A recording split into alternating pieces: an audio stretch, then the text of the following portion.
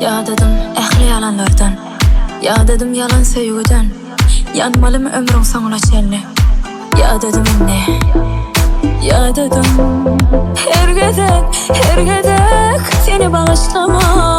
3000 sebepler gözlemekten ağladım her gedek dinmedi bu acı gözyaşım. Senin hareden al yüreği onu, vefa vermedik al sevgimi.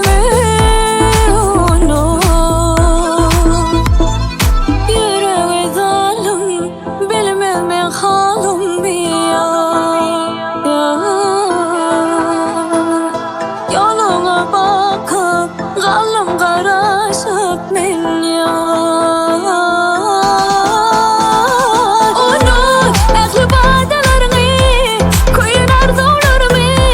Sütem etme yüreğim yan. Ehli vadalarını, koyun arzularımı. Sütem etme yüreğim yan.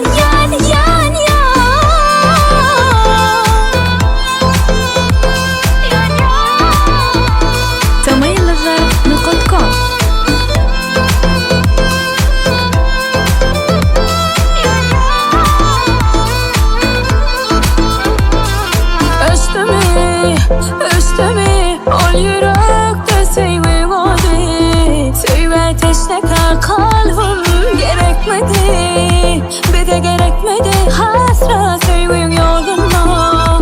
Sensiz solunu sevgin senin hareden ol yüreği onu, vefa vermedik al sevgimi.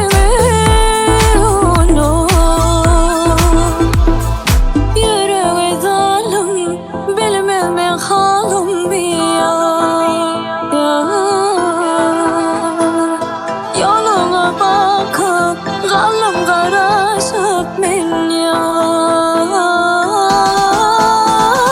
Unut ehli vadalarını, koyun arzularımı. Sütem etme yüreğim yan.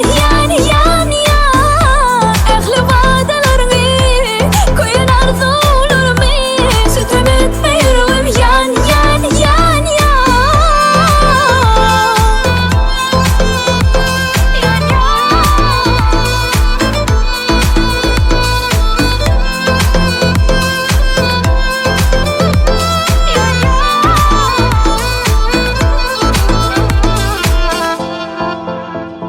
Bakamayız show.